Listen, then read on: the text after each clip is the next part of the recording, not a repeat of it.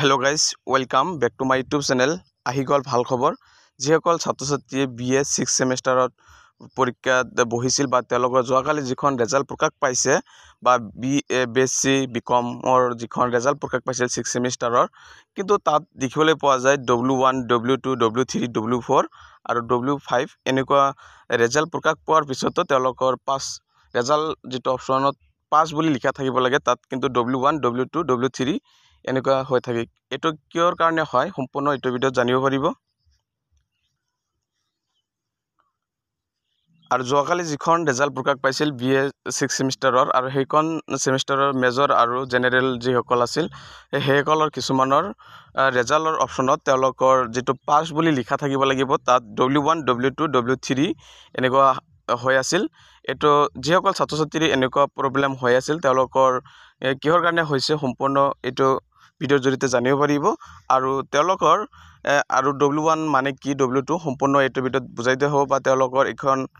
সমাধান কেনেকৈ লাভ কৰিব সম্পূৰ্ণ আজিৰ এটো ভিডিঅত জানিব পাৰিব আৰু এজনে মেছেজ কৰিছিল দাদা 6 সেমিষ্টাৰৰ ৰিজাল্টত W1 W4 আহিছে কি হল মই বুজিবোৱা নাই জনাব দাদা এবাৰ মানে এটো কিহৰ কাৰণে হৈ থাকে এটো মানে কি যেতিয়া গুৱাহাটী ইউনিভাৰ্সিটিৰ ৰিজাল্টখন প্ৰকাশ পায় তেতিয়া চাবলৈ পাব ৰিজাল্টৰ অপচনত 5 বুলি লিখা থাকে কিন্তু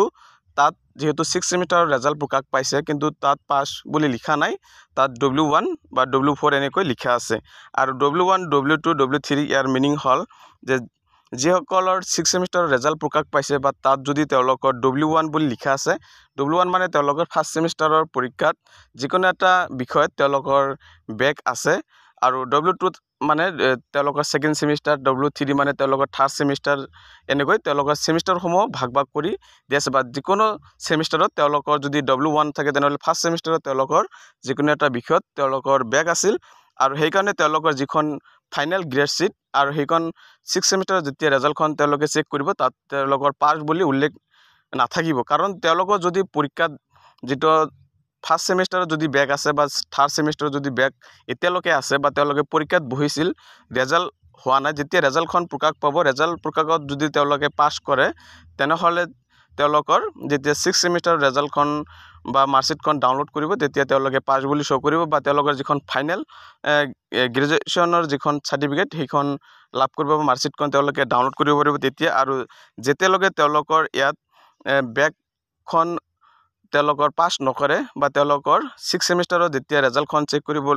যাব তেওঁলোকৰ সম্পূৰ্ণ তেওঁলোকৰ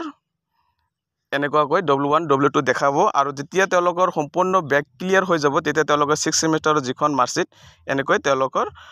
যেটো গ্ৰেড শীট তেওঁলোকে সেইখন ডাউনলোড কৰিব পাৰিব আৰু তেওঁলোকৰ এছালে হৈছে CGPA তেওঁলোকৰ যদি 6 পইণ্টৰ ওপৰত থাকে তেনেহলে তেওঁলোকৰ ফাৰ্ষ্ট ডিভিজন মাৰ্কটো তেওঁলোকৰ থাকিব আৰু এনেকৈ এইখিনি হল W1 W2 ৰ মানে